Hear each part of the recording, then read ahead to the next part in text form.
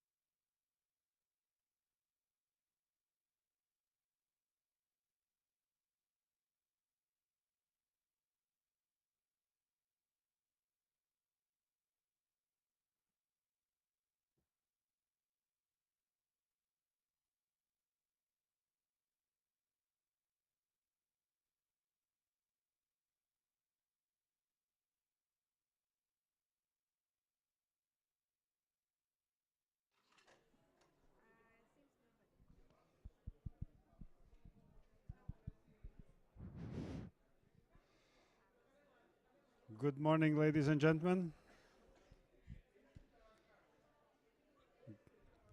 May I ask you to take your seats?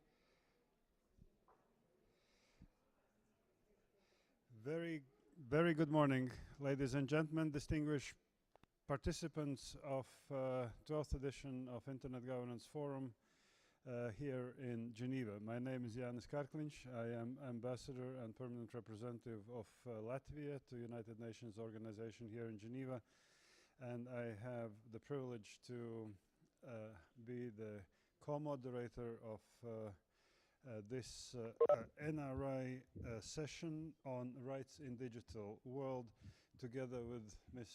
Anya Genko from IGF Secretariat. Let me start by making few introductory remarks. As you all are fully aware that Internet Governance Forum is the offspring of the World Summit on Information Societies. It was in Tunis 2005 when decision was made to organize under auspices of the Secretary General of United Nations Internet Governance Forum to address all issues related to Internet governance in a multi-stakeholder fashion. At that time, we were talking about one event per year, and now we are talking about more than 100 events per year at international, regional, and national level. National and regional initiatives are offsprings of international IGF, because countries recognize that address internet governance related topics one can do only in multi-stakeholder way. And gradually, over a period of 12 years, we have reached number of 97 national and regional IGFs. And I was told that discussions are taking place with another 10 countries to help them establish this multi-stakeholder dialogue at national level on internet governance related issues. We have had in previous editions of IGF sessions where national and regional representatives of national regional initiatives share their experience, practice, and knowledge, told their success stories, and warned colleagues about difficulties they have encountered in organizing these events at national level. But to my knowledge, today is the first time when you, representing national and regional IGF initiatives, will be addressing and discussing substantive issue, rights in the digital world. Before we go in this conversation, and before I explain how we will be conducting this conversation, I would like to invite my co-moderator, Anya Genko, to make a brief presentation on the status of NRI network. Anya, over to you. Thank you very much, Mr. Karkliņš, and thank you very much for joining this important session. I hope you can hear me, that my audio is on. And of course, thank you very much to the NRI colleagues for entrusting me this very important role, and for bringing to all of us this important session that whose preparatory work started at the beginning of this year and went through a very lengthy journey before we gathered here all in Geneva. The idea would be to enter this session with a very quick presentation on the current status of the NRIs network. So if you would allow me then, and if we are prepared, I would just go through a couple of slides that are reflecting the nature of the NRIs network and the current records that we have. Very quickly, going to the origin and background of the NRIs, as you would know, the Tunis Agenda for the Information Society gave the mandate to the IGF, and the agenda didn't call for the formation of the IGFs on a national or regional levels. However, today, just as Mr. Kalkin said, we are speaking about 97 officially recognized IGFs. This is probably laid in the paragraph 80 of the Tunis Agenda that encouraged the development of the multi-stakeholder processes on national and regional and international levels in order to discuss the issues pertaining to the internet governance. With that, some countries started to organizing their own IGF processes since 2006, and the IGF Secretariat recognized a very important value of these processes, and in 2009, it started the official recognition process in order to give more visibility and more credibility to these important processes. What makes different maybe the IGF annual meetings than other forums that are discussing similar issues are the core principles that all NRIs adhere to, just as the IGF itself. So with that, the NRIs are completely organic, they are autonomous, independent, they have a multi-stakeholder approach to their work.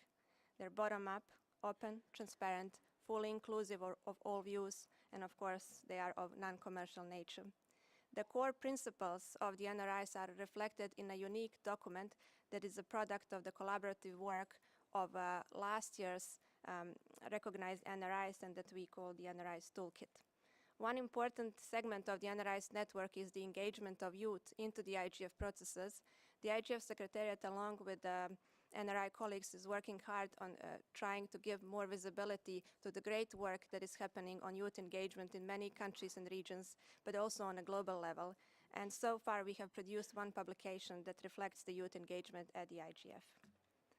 If you look at these graphs that you see hopefully on the slides, then you will see and you can easily track the continued evolutionary growth of the NRIs across the three IGFs mandate. You will see that we started with 37 NRIs that we recognized in 2011, and today, just as it was said previously, we are talking about 97 officially recognized NRIs and 10 countries that will soon join the network.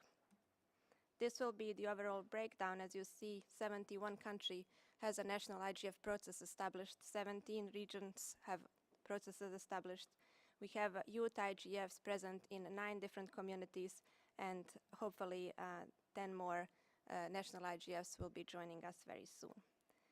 It was a very intensive year, this 2017 IGF cycle.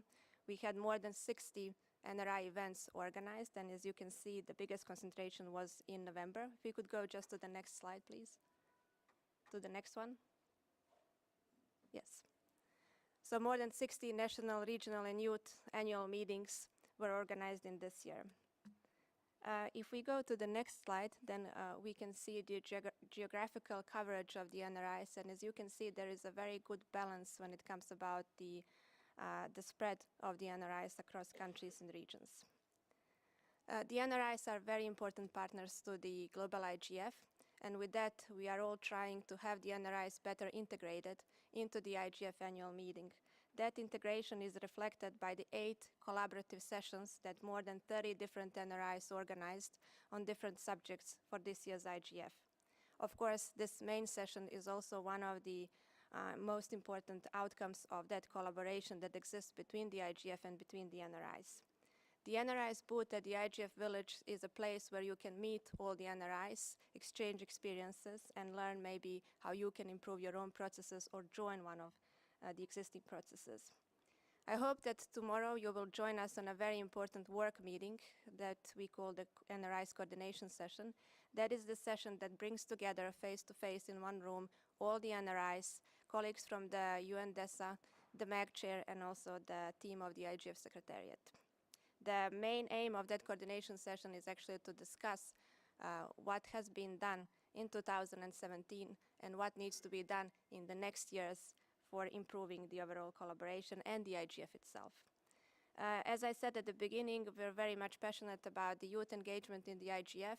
Tomorrow morning at 8:30, we will have a work meeting with young people that are involved in the IGF processes on different levels. And of course, you are more than welcome to join and help us to brainstorm on how to advance the overall youth engagement in the IGF. With this, I would conclude this short presentation. Thank you very much for your attention, and over to my co-moderator. Thank you. So thank you very much, Anya, for this presentation. And let me now explain the rules of the game. So this session is like Summit, split in two parts. We have first part where representatives of NRIs will be engaging with each other, answering questions that have been formulated by the organizers of the session, and there are 5.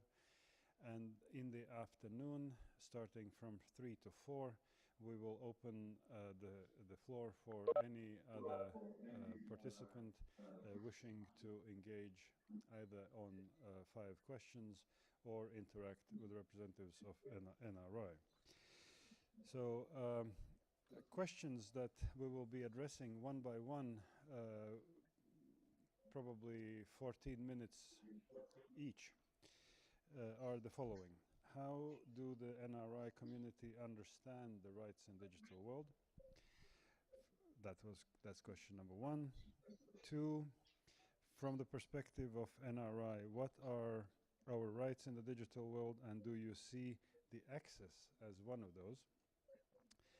Question number 3, are there any challenges and limitations in exercising rights in the digital world according to views of your NRI? Number 4, how is development of new technologies affect these rights in the digital world from your perspective? And last question, what recommendations or advice from your NRI you can give approaching all the identified problems in the previous questions? Can the multi-stakeholder model be an effective approach for making improvements? You need not to speak on all 5 because we simply have limited time. But please choose those questions that are closer to your heart or you have opinion as representing the opinion of your NRI. And if you want to speak, please do like this on the question. Raise your nameplate that I can see, and I will give you the floor. Your intervention should not be more than 2 minutes, and on the bottom of the screen you see that, and after 2 minutes I will invite you to press the button of your microphone to shut it down. We know that since we're living in Twitter era, we can express ourselves very successfully in 280 signs. So therefore 2 minutes is much more than that. By saying this, I would like to open the floor for the first question, and I repeat the question: how do the NRI communities understand the rights in digital world? Those who do not master English perfectly, you have a choice to listen this conversation also in French, Russian, Arabic, Spanish, 6 languages of UN, and you can also speak in those languages if you wish so. So, floor is open on the first question. Who will kickstart the debate? Colombia. Colombia, please. Sí, voy a hablar en español entonces. Desde el inicio de las conversaciones en la Mesa Colombiana de Gobernanza Internet, que es como hemos llamado a nuestra iniciativa de discusión en temas de gobernanza, básicamente hemos siempre promulgado el hecho de que en el mundo digital y particularmente en estos temas asociados a Internet, deben ser considerados y respetados los mismos derechos que tenemos todas las personas en el mundo físico. Desde esa circunstancia. Lo que sí expresamos entonces es un conjunto de inquietudes o más bien de preocupaciones dirigidas a ver de qué manera se custodian más adecuadamente estos derechos en defensa de las vulnerabilidades que puedan ser de alguna manera atacadas por el entorno, en el entorno digital. Entonces, resumiendo, creemos que son todos los derechos iguales que tenemos en el mundo físico, pero con la preocupación sobre la forma de cómo son estos custodiados de más eficiente manera en el mundo digital. Gracias. So thank you very much. Reaffirmation that all rights that exist offline should exist also online. Italy. Thank you, Chair. So in Italy, we had an important initiative that was taken by our Chamber of Deputies that in 2014 started a committee to discuss and prepare a declaration on internet rights.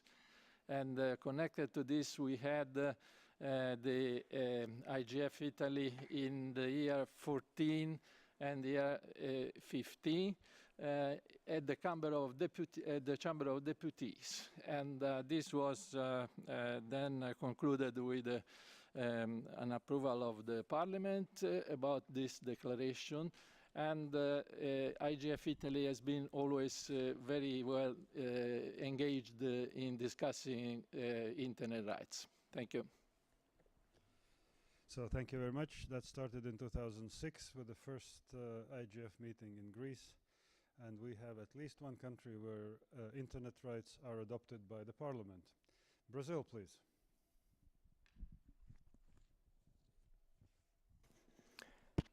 Thank you, Yanis. So I must start by a disclaimer that the Brazilian IGF is held since 2011, and it's a true multi-stakeholder event as it is organized by CGI.br, the Brazilian multi-stakeholder Internet Steering Committee. And the Brazilian IGF community comprises a very complex set of individuals and organizations from all stakeholder groups that gather around this annual event organized by CGI. It's a very complex community. It's therefore probably the case that different stakeholder groups and different cross-community coalitions would have different responses to this question and to the other questions that are presented today in this main session. So I do not speak on behalf of that whole community. I speak as a member of the multi-stakeholder organization team that was put together by CGI to organize the Brazilian IGF, which in this year's edition mirrored the organizational structure of the global IGF, with sessions entirely organized by community efforts. We had 78 workshop proposals from all groups and regions of the country. Only 21 could be selected, and the discussions delved in very different issues, such as the protection of children online, privacy, data protection, Bitcoin, blockchain, community networks, artificial intelligence, governance of algorithms, jurisdiction, and many others. So any understanding of the rights in this digital world has to cope with the complexities that are inherent to such a large array of issues and to the great number of conflicting interests that have to be reconciled within that context. And we can say that as a community, we firmly believe that a principle-based approach, such as the case of the Brazilian Marco Civil, the Internet Bill of Rights, and the Net Mundial principles, is the foundation for dealing with that complexity and for reconciling different views around the rights in the digital world. And I can at least state that there is wide recognition in the Brazilian Internet governance community. And repeating what Colombian IGF has said, that we have in the digital world the same rights as offline. So thank you very much, Flavia, for reminding that there is another country where Parliament has adopted Bill of Internet Rights. Now I will go to China. Thank you, Chair. 大家好，很高兴在这里跟大家一起来探讨互联网治理的相关议题。我是 IGF 中国秘书 Lori。IGF 中国是今年5月份成立的，我们致力于扩大 IGF 在中国的影响力，建立 IGF 中国社区，让更多的人了解 IGF。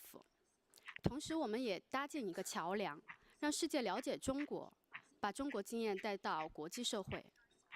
今天我们讨论的第一个议题是关于数字世界中的权利。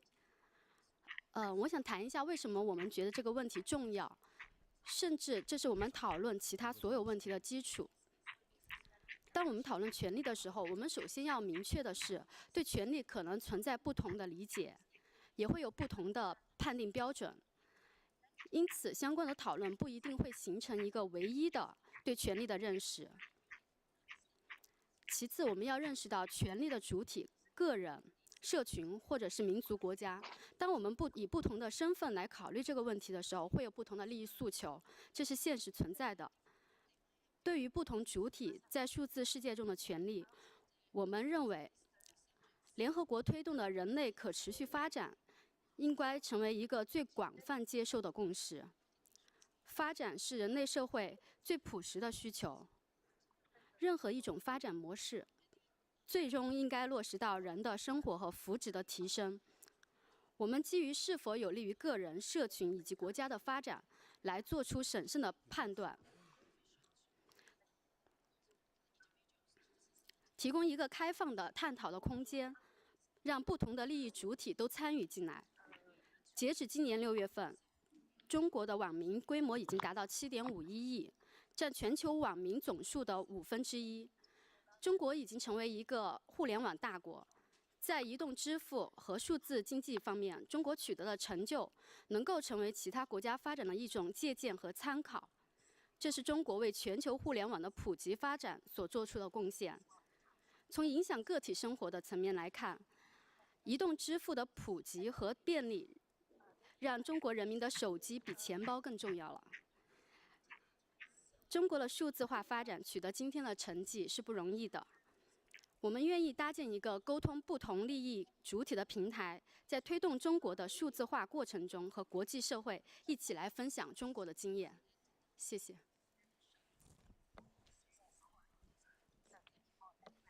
So thank you very much.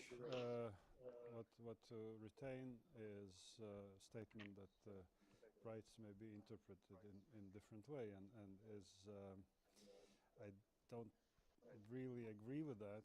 I would rather say that every right should be interpreted in the same way, but application of those rights may vary from country to country based on certain practices. With that, I am going to Southeast Europe, if I'm correct, Southeast Europe, IGF, and then I will take IGF from Benin, and we will move to the second question. Please. Thank you. Sorina Telanu speaking on behalf of the Southeastern European Dialogue on Internet Governance. I'll just follow up quickly on what was said to underline that at CIDIG we have discussed human rights and digital rights for all our 3 meetings, starting 3 years ago in 2015. And one underlying message was, as Colombia started, that, of course, human rights apply equally online as offline. But there was a more strong message. Okay, we all agree with this, but let's move the discussion into practical issues. How do we actually make sure that this happens, and who is responsible for what? And a main point raised by our community was that there is a need for more awareness raising, because we all talk about digital rights, but not all people are aware of what those rights actually mean in the online world. So our underlying message is that human rights apply equally online as offline, but let's look into how to actually implement them and empower people to actually stand for their rights in the online space. Thank you. Indeed, that is conclusion that I always have after each Human Rights Council session here in Geneva. We were talking about human rights offline, in real world. Benin, maintenant parole est à vous.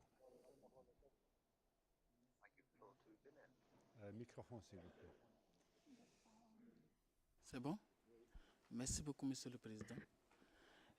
C'est vrai, je suis membre du gouvernement, mais je ne parle pas ici au nom du gouvernement. Je suis vice-président du Forum national sur la gouvernance de l'Internet, donc je parle au nom de ce cadre médiateur. Ma position ne devrait pas être considérée comme celle du gouvernement.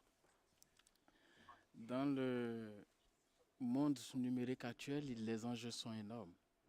Mais ce qui est évident pour nous, c'est que le monde numérique est le reflet du monde réel.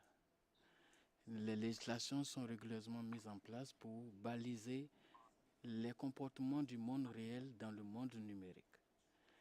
Tout ce qui est droit acquis dans le monde réel est aussi droit acquis dans le monde numérique. Pour que notre vivre ensemble soit facile, le gouvernement du Bénin a mis en place un code du numérique pour baliser ce process-là qui prend en charge l'ensemble du principe du vivre ensemble dans l'espace numérique, que je voudrais que nous puissions saluer avec force et vigueur. Merci, Monsieur le Président. So I thank you for sharing this information. And now we're moving to second item, and that is we will be talking about rights to access. So this discussion has been with us for a number of years now, and I do not think that we have come to real conclusion. And I'm very curious to listen inputs and thoughts coming from different perspectives from different parts of the world, whether access is right. If I recall, in one of the first editions of the report, Broadband Commission for Digital Development argued that access and use of internet is not that much right, but the human need. So do you agree with that? West African IGF.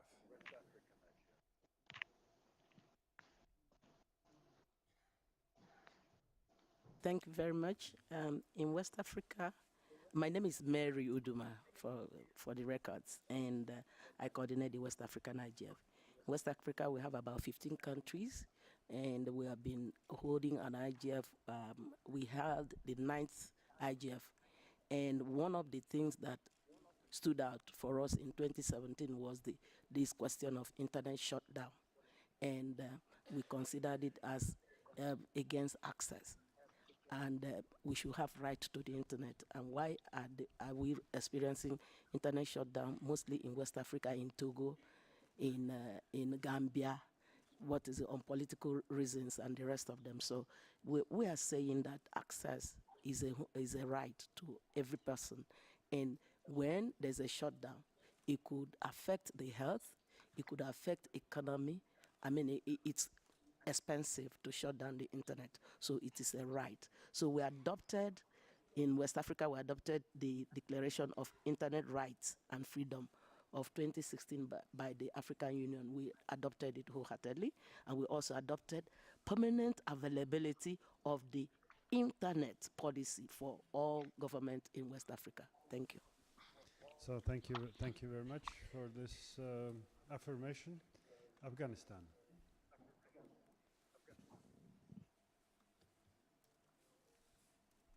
Very much, Mr. Chairman. My name is Omar Mansour Ansari. I'm from IGF Afghanistan. Mr. Chairman, we had our first IGF in March this year, and this was a very successful event by bringing 200 people from all walks of life. We had a 3 days meeting, which included, the topics included access and diversity, skills, capacity, cybersecurity issues, online safety, youth and gender, and emerging issues. A little bit on the infrastructure in Afghanistan. It is the only country that has a fiber ring throughout the country, and it connects all its neighbors through the fiber optic. But still, internet bandwidth remains the most expensive in the world, in the country. Per MB of a bandwidth cost about 150 per month at average. If you want to bring fiber to home, that costs you $550 a month as maintenance fee. And there is a digging installation cost of $3,000 to $30,000 that would be charged to you in order for you to bring fiber home. So if you are going to get 100 MB of an internet, that would cost you $15,000 to $16,000 per month. And that's totally unaffordable for the Afghan citizens. Right according to us, is the connectivity and access to technology. It should be affordable for the people, common people, to have access to quality services, to bandwidth that's stable and reliable. There are often fiber cuts due to security in the remote areas. Taliban are cutting fiber, and that's putting us as businesses, civil society, and the citizens in trouble. We have electricity issues sometimes, and that puts our data center off, you know. So these are some of the challenges we're facing in Afghanistan, but luckily we recently adopted the open access policy. Previously it was state-owned telecom operators monopoly over the fiber, but now due to this open access policy, the private sector is going to invest. The government is planning to issue more licenses that will further, enhance the conditions and make it easy for the private investors to invest, as well as to provide connectivity and improve the quality of services. So we are very determined in Afghanistan. We're working on IGF Afghanistan 2018, looking for more partnerships and collaborations. We would like to learn from the experiences of other IGFs in other countries, and love to talk to you all. Thank you, Omar. And IGF is really the place where you can do all what you need to do. Important to retain that access as a right should also be affordable. Otherwise, many people simply cannot afford to get online. Spain, followed by Nigeria. Thank you. My name is for the record. So to be able to reflect the perspective of the Spanish IGF, we center our annual meeting, which was held on the 28th and 29th of November, on digital rights specifically. And we have also conducted an online survey that reflects the bottom-up process. So let me give you some insights about these the outcomes. So the view of the IGF Spain is that rights in the digital world shouldn't be any different from rights overall, so it has already been said. But there are two rights that have stood out within the IGF Spain community. So the first one is the right to privacy in general, and in particular the right to control personal data, both the data referred to us and the data we generate as individuals. So in the perspective of the Spanish IGF, we should have the right to decide to decide on how and who can process our personal information and under which conditions. And secondly, the right to access on the internet. And in our perspective, the access to the internet is essential for social inclusion in modern societies. And this right would not only entail physical access to network infrastructure, but would also need to include affordability. It has already been done, and we would add digital literacy. So only with these three factors combined, the right to access can be really enforced. Thank you. Thank you very much. Access should not be only accessible, but also literate. Nigeria, please. Thank you. So I should start by saying that access is not just something that we discussed at the Nigerian IGF, the 5th edition held in July. And of course, this was the first time that a sub-national government, a state government, was hosting. So I think that is important, so that it's not just a national conversation, but it also goes to the state level on and on. But beyond access just being a topic at the discussion, it's important to know that access is indeed a major part of the democratic experience in Nigeria right now. From 2007, when citizens literally had no choice but to accept election results and complain, and nothing is done, to 2015, when citizens used, access to the internet to make recommendations, to discuss their candidates, and for the first time, the incumbent president, lost elections. So that is clearly part of our democratic experience. And it's not just, about that, but also Nigeria just came out of a recession recently, and one of the key things that everyone obviously agrees, plays a part in the economy is the fact that there are three things that come to be. One is access, two is youth, And 3 is SMEs. Without access, young people can't build SMEs that can generate income within the economy and help the country improve and go forward. So these are some of the things that we discussed, and it's great, and I'll end with this, which is good news, is that the regulator, because the national IGF in Nigeria is multi-stakeholder, if I have to use that word again, but indeed, the regulator was also participating and is favorable to the idea of using unlicensed spectrum for improved access even in rural areas, and I think that's good news. So thank you very much. I like this expression, access as democratic experience. Brazil, please. Thank you, Yanis. So, Marco Civil, the Brazilian Bill of Rights for the Internet, which has been approved by the National Parliament in 2014, after a long, open, very participative public consultation process, assures several rights, especially freedom of speech, privacy, data protection, the need of a court order to remove contents from websites and platforms. And it also states explicitly among its goals, and I cite, the promotion of the right to access the internet and access to information, to knowledge, and to the participation in the cultural life and in public policies. And I can certainly claim that the debate along several years in the Brazilian IGF and inside the Brazilian Multi-Stakeholder Internet Steering Committee has always reaffirmed all these rights that have been enshrined in the Marco Civil. So thank you very much. I will take next 4 interventions on item 2, starting with Democratic Republic of Congo, then Asia Pacific, then Nepal, and then Japan, and then we will move further to the item 3. Democratic Republic of Congo. Vous avez la parole, monsieur. Merci pour la parole.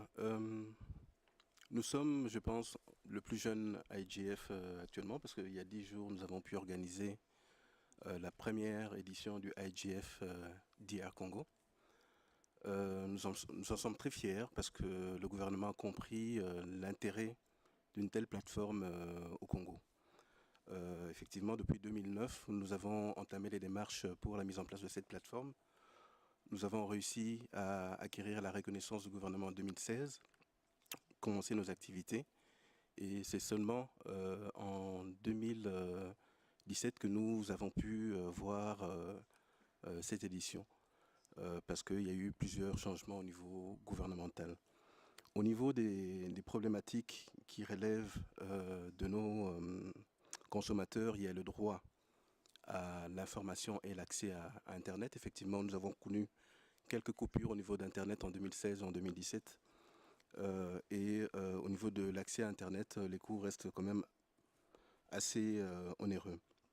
Le deuxième besoin est au niveau d'une bonne connectivité et des politiques au niveau du haut débit. On est loin du compte actuellement à ce niveau-là et c'est l'un des éléments qui permet de pouvoir accéder à Internet. L'avant-dernier plutôt, c'est plutôt une législation adaptée. Actuellement, nous n'avons pas de législation adaptée au niveau de la RDC. Et nous militons à ce niveau-là parce que nous avons 2 propositions de loi qui sont en cours au niveau du Parlement. Nous sommes en train d'influer pour qu'elles puissent correspondre aux besoins des consommateurs. Le dernier point, ce sont des points d'amélioration au niveau du fonctionnement de l'IGF Congo et de la représentativité des acteurs au sein du MAG Congo. Voilà, je vous remercie pour la parole. So thank you very much for sharing your experience, and I now invite Asia Pacific IGF to say something about access as a right. Thank you, Chairman. So this is Yanis Lee from the Secretariat of Asia Pacific Regional IGF. So in our Asia Pacific region, human rights issues remains a highly concerned topic, and we believe it is fundamental to so respect for human rights is fundamental to the achievement of the Sustainable Development Goals, and especially in the area of access and development. So we believe access is actually a key enabler to the right to information, and not only to that, but also actually to education, health, and culture, and all the other e-services that happens online right now in this digital world. So therefore, in some of the area in our region, actually, they experience internet shutdowns, which we consider it highly affecting the information flows and also development of the community. And on top of access, I want to echo the Spain IGF that there is also another dimensions of empowerment that we have to consider, especially the digital literacy and how we can empower the people to have true access to the information that they needed. And also, we believe that lastly, the application of human rights should also consider cross-cutting issues such as gender, disability, age, and sexuality. Thank you. So thank you very much. Also to reminding those important cross-cutting issues. I was asked to repeat that those who take the floor, please indicate your name in a dictating speed that we can capture it for the... And also, please, just a kind suggestion, put your nameplates down, because the colleagues that are streaming, they don't see your face often. So with that, we are going to Nepal. Thank you very much. This is Baburam Arel for the record, Vice Chair of Nepal IGF. We started Nepal IGF since this year, and it was very successful. More than 100 participants participated each day. We run this for 2 days, and around 49, not around, it was exactly 49 organizations were participated in this Nepal IGF in various ways. Yes, absolutely. This access is one of the very major issue in Nepal, as well as 82% land of Nepal is covered by either high snowy mountain or high hill mountain. And after 2015 disaster of big massive earthquake, we more realized that access is one of the major issues that we have to consider in that way. Not only to get other kind of facilities, rather than it contributes in living life very smoothly and building relationship among the people, even in that kind of different situation. So access is one of very major issue to discuss in Nepal. And talking about Nepalese perspective, major issue is one of, previously it was use of Universal Service Fund. By this year, we have started using Universal Fund accumulated through this regulators trust. And now we are expanding fiber around across the country, and we hope by 2020 we will have a big opportunity through this access. Thank you. So thank you very much. Indeed, access might be a difficulty in a country with a very difficult geographic terrain. Japan. Thank you, Mr. Chairman. My name is Keisuke Kamimura. I'm a newly appointed coordinator for Japan. I don't remember we have discussed rights or access in internet governance dialogue in Japan in the sense that most of my colleagues here talk about. But we do have access issues if you look at internet connectivity from a business or investment point of view. Network neutrality in IPv6 or IPv6 network is one of those examples. Wholesale network operators are not necessarily positive about the opening up of their network to retail network operators in the way that is desirable from a network neutrality point of view. So this will definitely lead to an access issue on the citizens or consumer side. So we do have some access issues like this. And Chairman, I will have to excuse myself in a few minutes because of some prior commitment. Sorry about this. So thank you very much for your intervention. Let us move now to the next item, which where I would like to invite you to speak about perceived limitations and challenges exercising rights in the digital world. I suspect that this might be probably the longest list we will get to.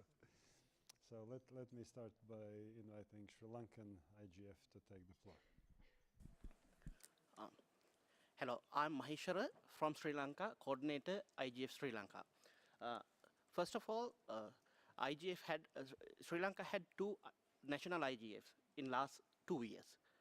For the last 2 years, we have not discussed about these rights, human rights within our IGF.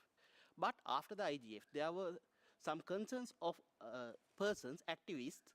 They queried us why the Sri Lankan IGF not considered human rights in the digital arena as a topic to be discussed within the national IGF. Then we had the same query. We checked our check and balances. We saw that the bottom-up communication from the whole national IGF community doesn't want to have a session on digital rights. So thinking of that, the literacy is an issue on rights in our country. So what we have to do, we have to literate the people of Sri Lanka regarding the digital rights. Still, we are lag behind about the human rights, fundamental human rights even. So it's better. So we have to work on a schedule to improve the literacy of our people towards the digital rights. Thank you.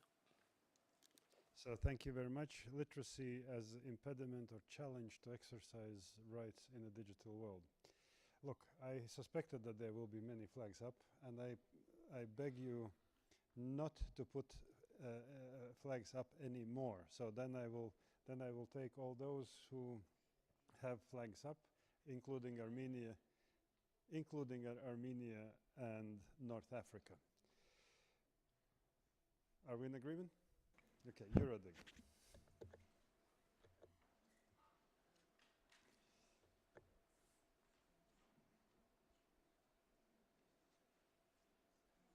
This is Elisabeth Schaumann on behalf of Eurodig. The concept that human rights offline and also are also human rights online has received a lot of traction in Europe as well. And of course there are challenges online as there are offline. Interconnected online audiences lead to larger groups of people being affected at the same time and across countries. While legal systems, normative beliefs, and societal principles tend to differ on how much of legitimate limitations there can be to digital rights. Personal data, data security, and privacy are main concerns. And although that data retention has been outlawed in the EU, some European states still enforce it and stick to it. But the right to privacy is discussed vividly and on a good standard in Europe. It would be desirable for intermediaries and platforms to be more transparent about their data practices and policies, as it is hard for end users to make informed decisions at this point in time. IoT and the spread into everyone's life is of course also a big topic. Human rights protection, economic interests, and the possibilities of technology have to be balanced. Therefore, the intersections of these issues have to be addressed continuously. Thank you. So thank you very much, and apologies for losing a little bit concentration. Armenia, please. Grigori Sagyan, Secretary, Armenian Internet Governance Council. We have at least three main problems, which I think is not only for our country. First is intellectual property. Is it possible to protect today intellectual property? Because maybe it's impossible because we have we have open access to the internet, and how to resolve this point is necessary to understand. Is it possible or not? And if it's possible, we can find a way. Next point is privacy. According to European directives, privacy is on the first place, and each country have to keep personal data in the servers on their territory. But when we have cloud computing, this is not logical. I think necessary to find any solution for that. Why we need to keep data in our country? Maybe it's better to keep in other country, because necessary to understand that these formal requirements are very far from real life. And the third point, I think, which is very important, is contradiction between content provider and telecom operators. So we see that ARPU in our country is less than $4 per user. It's impossible to keep up to date our cellular networks, because $4 is nothing to implement for the 5G technologies. At the same time, content providers now are They are gathering revenue using our infrastructure. And how to resolve this? We don't know, but it's one of most serious problems. Thank you. Thank you very much. Challenge the natural tension between network operators and content providers. North African IGF. Parole est à vous. Merci Anis. L'IGF Afrique du Nord a été créé en 2012, en septembre 2012, et il a été activé en 2016 et a pu enfin tenir sa première assemblée générale il y a une vingtaine de jours à Sharm el-Sheikh en Égypte. C'est vous dire que l'IGF Afrique du Nord est vieux et jeune en même temps. Vieux parce qu'il dispose de pratiquement toute la structure nécessaire à un IGF. Jeune parce que le débat à l'IGF Afrique du Nord est un débat jeune. Je me permettrai juste de vous donner un aperçu sur ce qui se passe en Tunisie. Vous savez que la Tunisie a créé son IGF en 2012 à la faveur de grands changements. Pour ce qui est des droits, la Tunisie a consigné dans la Constitution, dans la nouvelle Constitution, pratiquement l'ensemble des droits et a rapproché le droit à la communication à des droits encore plus fondamentaux comme l'eau et l'électricité. C'est vous dire que la question des droits à la communication, notamment Internet, est une question d'actualité en Tunisie. Pour revenir à l'Afrique du Nord et à l'IGF Afrique du Nord, nous avons du pain sur la planche parce qu'il y a énormément de travail encore à faire, notamment sur les questions qui viennent d'être évoquées ici. Une des premières préoccupations que nous avons est d'encourager la création d'IGF nationaux dans l'ensemble des 7 pays de la région Afrique du Nord, premièrement. Deuxièmement, d'améliorer le niveau de prise de conscience de l'ensemble des questions associées à Internet dans notre région. Enfin, je dois dire que l'ensemble des pays de l'Afrique du Nord observent un grand engouement pour la consolidation de l'infrastructure qui est quand même la base du droit d'accès dans nos pays, à Internet dans nos pays. Je vous remercie. Thank you very much, Rida. So capacity building is one of the major issues in north of Africa. Croatia followed by Poland.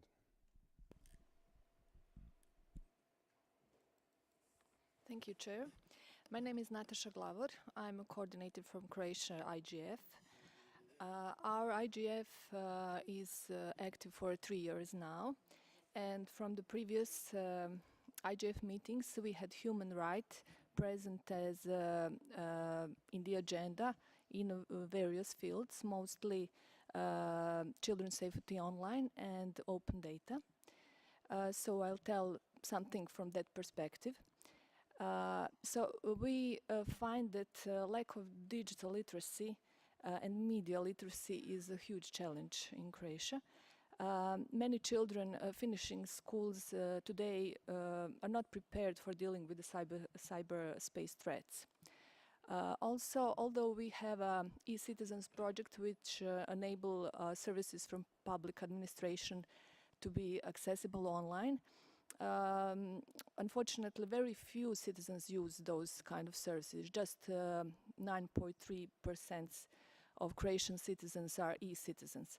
So it's a lack of digital literacy, and people are, we suppose, uninformed to use those publicly available online services. Also, unfortunately, underdeveloped internet infrastructure in all parts of Croatia causes unequal availability to access digital services, as well as those from e-citizens or any other digital services. And also, for the last few months, harmful online content, especially hate speech, is a rising appearance in Croatia.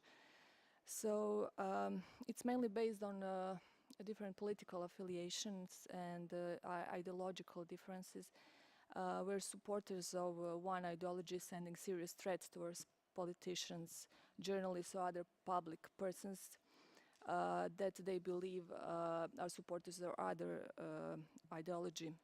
So it's recognized as a serious problem by Croatian governments, and now task force is formed in order to take appropriate measure to mitigate this issue. So thank you very much. I suspect that those challenges you indicated is not specifically relevant to Croatia. They're much wider. Poland followed by Netherlands.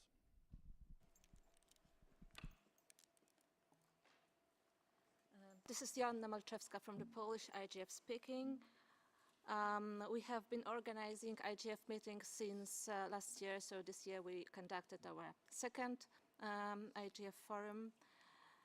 And there was no specific session on digital rights, but virtually every discussion within the Polish IGF was centered around people rights, even if the topic seems something else entirely.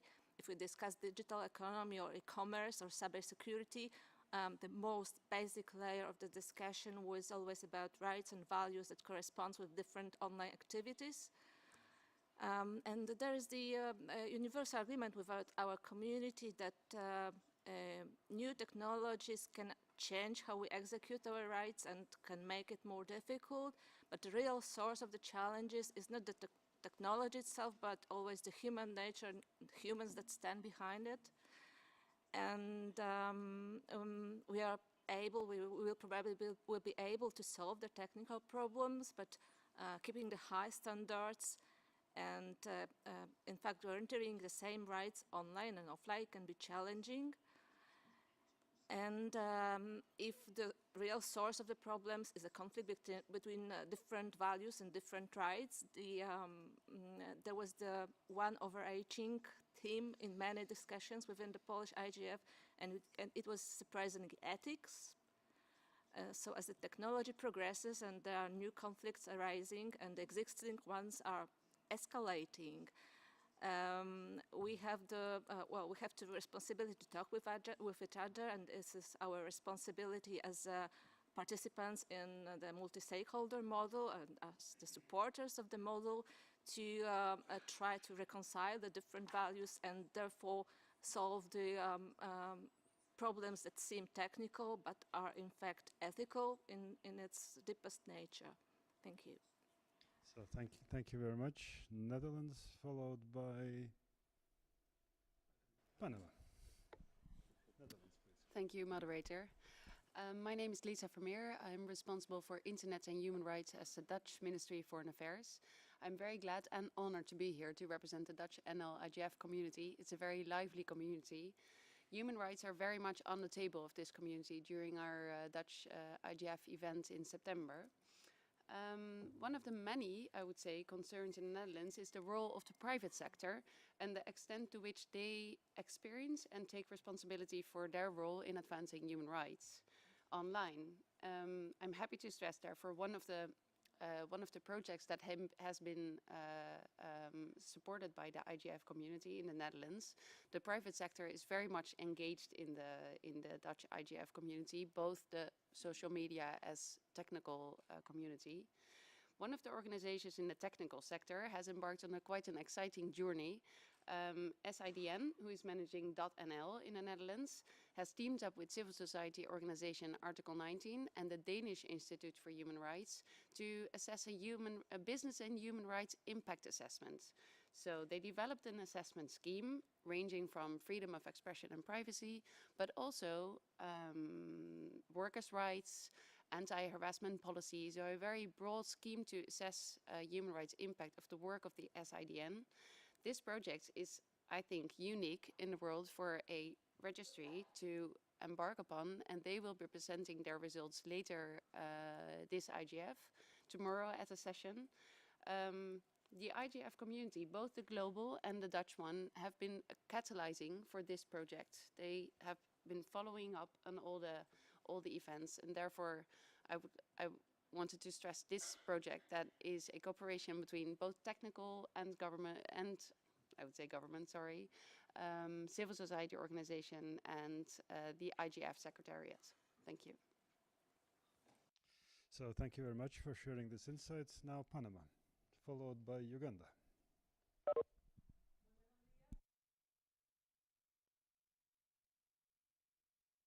Buenos días, mi nombre es Lía Hernández, soy de el IGF Panamá. El IGF Panamá se creó formalmente en marzo de este año y creo que hemos realizado muchos avances como organización.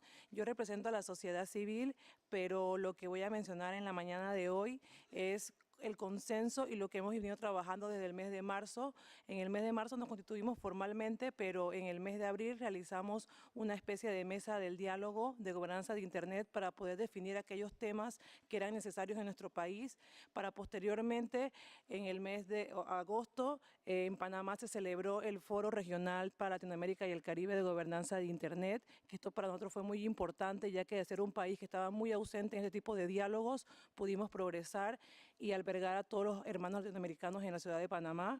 Posteriormente, en el mes de octubre, y a raíz de la mesa de diálogo celebrada en el mes de abril, pudimos tomar en cuenta cuáles eran los principales desafíos y limitaciones que teníamos como país, y creemos que a pesar de que Panamá es un país que tiene mucha estructura, que está estratégicamente ubicado en el continente americano, la falta de capacidades tecnológicas y de personal TICs que se pueda desarrollar en nuestro país es muy escaso, que es lo que hace que se limitan, que se puedan adecuar también las legislaciones, porque tenemos leyes de muy vieja data, las cuales no están acorde con los retos o con las necesidades que tenemos en el mercado digital actualmente. Muchas gracias. So thank you very much. The outdated laws as impediment exercising rights in the digital world. Uganda, please. Thank you. My name is Naroga Lillian, and I represent the Uganda IGF. We've had the Uganda IGF since 2008, and each year we have a thematic. Thank you. We have thematic sessions. In the past, we've advocated for the passing of, internet policy laws, and among these were the cyber laws, including the Computer Misuse Act. Some of the challenges and limitations we've seen in this act is being used to prosecute individuals for offenses of instances where they're expressing their rights of expression, or maybe they're arrested for instance of inciting violence or abusing the person of the president. But this year, during the IGF, we had a special session on the future of cybersecurity and the internet in Uganda, and we had a representative from law enforcement, and he agreed and expressed concern that there was still lack of awareness about digital rights and balancing rights and freedom of expression and privacy. The other thing that we see as a challenge is, much as we have so many laws in my country focusing on protection of digital rights or fighting cybercrime, we really do not have data protection law. And this is one of the things that came out highly as an issue of focus in Uganda. But also there was the issue of lack of resources, both financial and human resource from all actors, including law enforcement, users, and policymakers. So these are some of the challenges and limitations that we are looking at when we look at digital rights in Uganda. Thanks. So thank you very much. Laws are in place, but implementation of those laws not necessarily are done in the best way. Dominican Republic, please.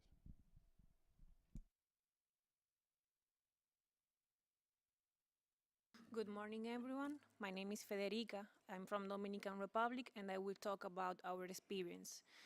IGF in Dominican Republic was created in 2015, so we have only 3 years working on this. But every year we try to include in our schedule human rights and digital rights because we want to keep awareness about it. Our rights in digital worlds should be the same existing offline, and they should be respected and treated like that. In this context, in 2016, our local chapter, local ISOP chapter, submitted a declaration of the digital rights principles and values in Dominican Republic. It established some principles like the freedom of internet, the human rights, the recognition of human rights online and offline, the net neutrality, and so on. In this case, in 2017, I mean this year, 2 members of the ISOC Dominican Republic Board made a report about women digital rights in our country. And we recollected some important information such as sexual violence and harassment are not established in the law, so women have no way to be defended. And a gigabyte cost in Dominican Republic is 2 points over the goal established by the Alliance for Affordable Internet. So it causes difficulties in enhancing and sustainable public policies to achieve the universal access to ICTs in the country. And it also affects internet access for final users. Thank you. So thank you very much for sharing concerns from the Dominican Republic, and let us listen now how things are going in Kenya.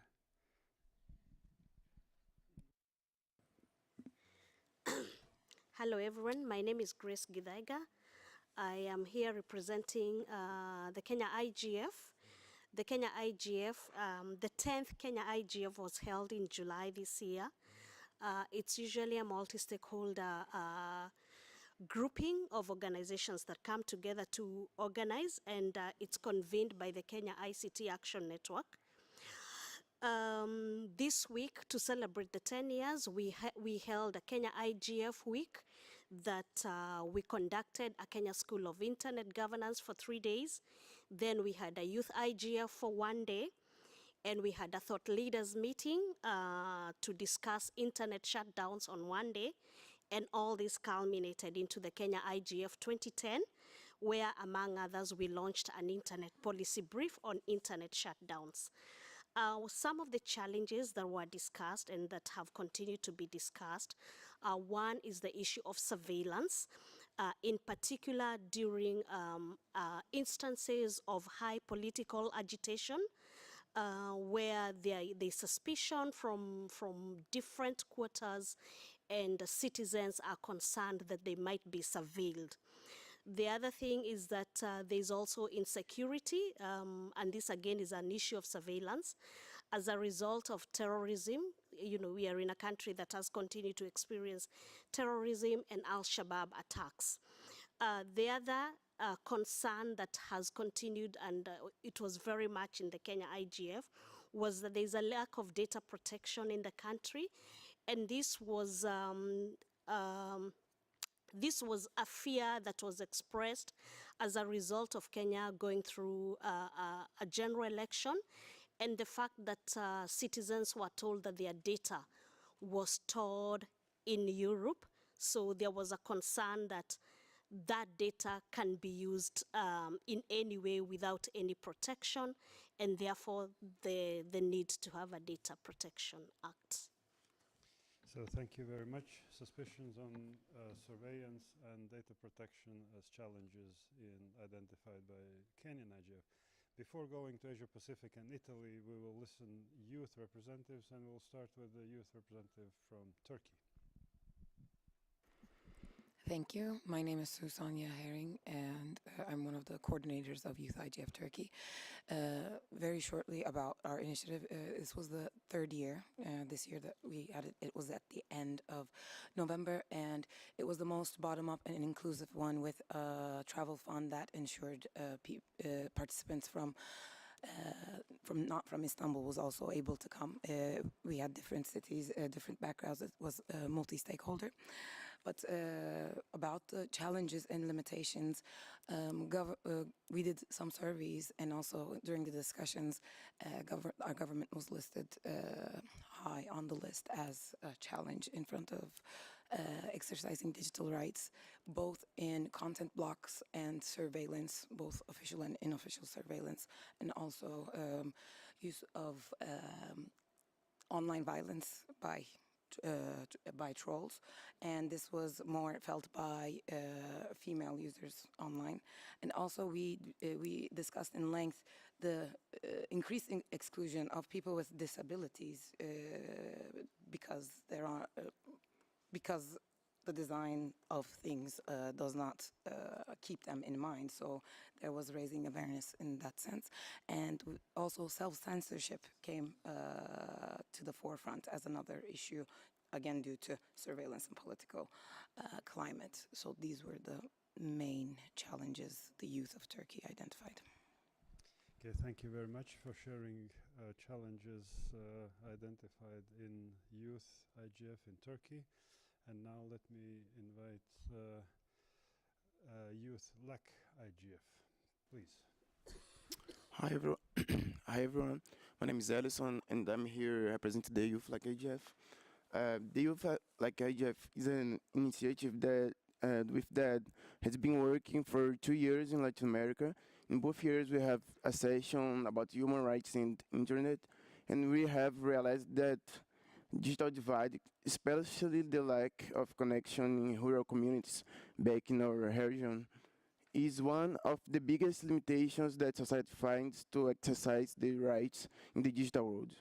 We have to address that from Latin America is a developing region. The poverty, the discrimination, the lack of opportunities, especially with young people, are the main issues that are present in the digital world too.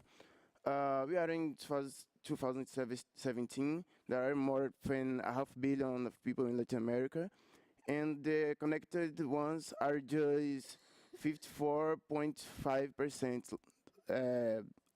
It's the data from 2016 says.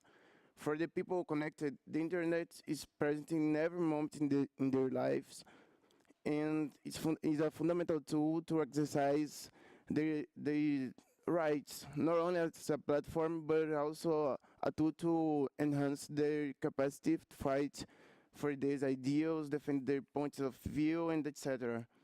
On the other hand, the unconnected are being deprived of all of this, deprived to have access to the technology. They might be able to create different ways to improve their lives and to exercise their rights. Because, as I say, internet gives us the potential to for a multitude of things, from communicating with your others to work and exercise your rights. So, yes, we think that lack of connection together with the lack of access to information are the major limitations, and we as several other initiatives are working to struggling to end it. So thank you very much. Affirmation that digital divide still exists and causes a major problem in Latin American and Caribbean region. Asia Pacific, IGF, please. Thank you. So this is Yanis Lee from the Secretariat of the Asia Pacific Regional IGF again. So I want to highlight one of the most concerned issues within our region, or challenges and limitations, is the gender digital divide and also the gender-based violence. So this is a critical concern which actually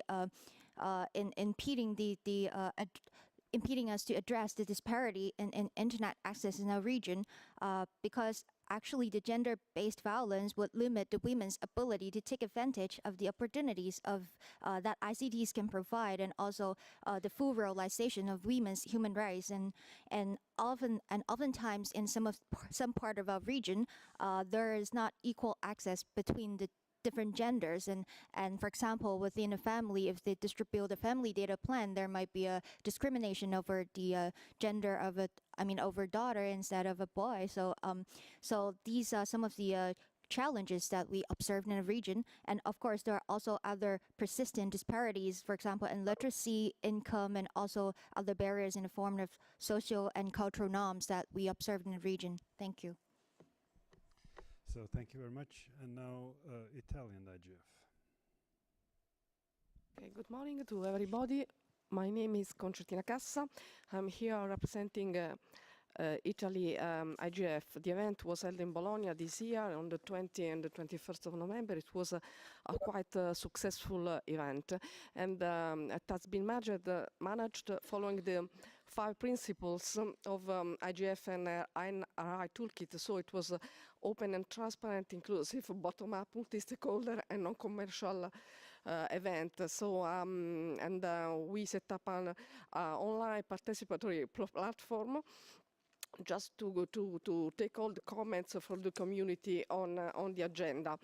We ran actually several sessions, and I'll try to say a little bit about the session. There was one related to the cybersecurity and the internet, where a lot of discussion has been made about the importance of data security and the importance to start a discussion, a public debate on the meaning, the security, as to involve more people on this discussion, because we think security is not only to be intended as a cyber attack, but it's important security for what concerns data and the privacy.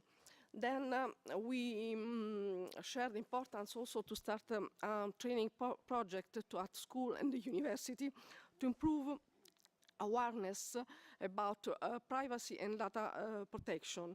And then we shared the importance also to ask Italian government to have more human resource and tools able to manage emergency situation, and also to push more on research on cryptography, IoT, and SCADA system. And also another issue came out during a discussion on cybersecurity and the internet. So the importance to have a body in Italy and Europe, a specific body focused on the hardware and the software and firmware certification to be used by the public administration, and also the importance to have more involvement of citizens in defining a public policy using a multi-stakeholder model. Then we had also another session on artificial intelligence, and also here a lot of issues came out related to the use of big data, as they usually are managed used predictive algorithms. So these algorithms are not using human intelligence, so this could be a problem for citizens. And actually, we have discussed a lot of things, so maybe my time is finished, but anyway, there were also a lot of problems related to the risk opportunity of between internet and works, and also the new business model coming from internet. So maybe I can write a report and share between. Thank you very much. As we usually say, that problems grow with kids. Seems that the problems of use of internet grow also as internet spreads in the country, whether the country is developed or developing alike. I must say I absolutely failed in my task, moderate discussion and keep the time. We're lagging about half an hour behind the initial schedule, so therefore I don't think it is wise to start discussion of question 4 that we will do we will start with question 4 in afternoon session. And therefore, remaining 3 minutes, we will spend listening list of challenges coming from Brazil and from the Democratic Republic of Congo. Flavio, please. Thank you, Yanis. Here's Flavio Wagner speaking for the Brazilian IGF. So regarding challenges and limitations in exercising our rights in the digital world, I bring a legal perspective. The Brazilian Marco Civil, the Brazilian Internet, the Bill of Internet Rights in the Internet, is still very young. It dates back to 2014. Debates in the Brazilian IGF have shown that the Brazilian community, fears that some of these rights that have been enshrined in the Marco Civil could be negatively affected by new bills that have been proposed in the national parliament afterwards, so in very recent years, and mostly by pressure from very specific sectors. This is clear the case for net neutrality, for instance, which is firmly established in the Marco Civil, but should be weakened according to telecom companies, just to mention an example. Also, rights to privacy and data protection could be affected by a new bill on data protection, which is under discussion for several years without a final decision yet. So thank you very much. And Democratic Republic of Congo. 30 secondes à vous. Merci pour la parole. Pour ma part, c'est juste une petite omission qui est quand même assez conséquente. La première, c'est la confirmation de la volonté de notre gouvernement, à travers son vice-premier ministre en charge des nouvelles technologies, d'organiser la prochaine édition du IGF Afrique centrale. Et donc c'est une annonce que j'ai eue, la confirmation que j'ai eue ce matin et que j'ai oublié de dire lors de mon intervention. La seconde, c'est qu'en même temps que le lancement de l'IGF RDC, nous avons également lancé la plateforme pour les jeunes, donc le Young IGF DRC qui est également désormais opérationnel en tant que tel.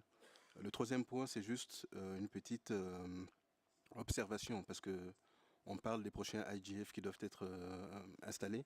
Chez nous, le catalyseur, ça a été la conviction de notre vice-premier ministre en charge des nouvelles technologies qui a été invité lors de un autre IGF et qui a pu se rendre compte de manière concrète l'intérêt et la nécessité de mettre une telle plateforme en RDC. Je pense que pour tous les autres pays à venir, il serait intéressant de pouvoir associer directement les autorités concernées pour qu'ils puissent comprendre réellement qu'est-ce que c'est que l'IGF et quel est son intérêt. Voilà, je m'arrête là. Merci.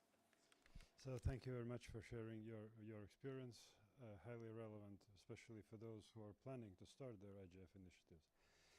So with this, we have come to the end of allocated time for the first part of the session. As I mentioned, I failed completely in managing time properly as planned, but you know what you can do. Life is life, and I think that we heard many interesting things that are were very educational for all of us, and we shared that information.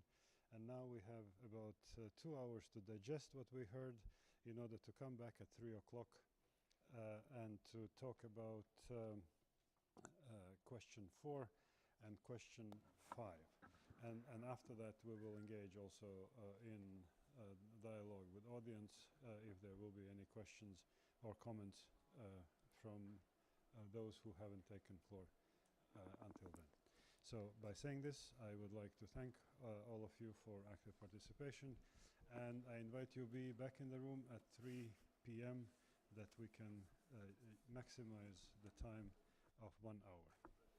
So before you leave the room, very importantly, the second segment will be devoted mostly to you that are listening to the NRIs. You will have opportunity to ask questions and liaise with the colleagues. So I hope that you will be back here at 3 o'clock. I think Marilyn has an announcement. My name is Marilyn Cade.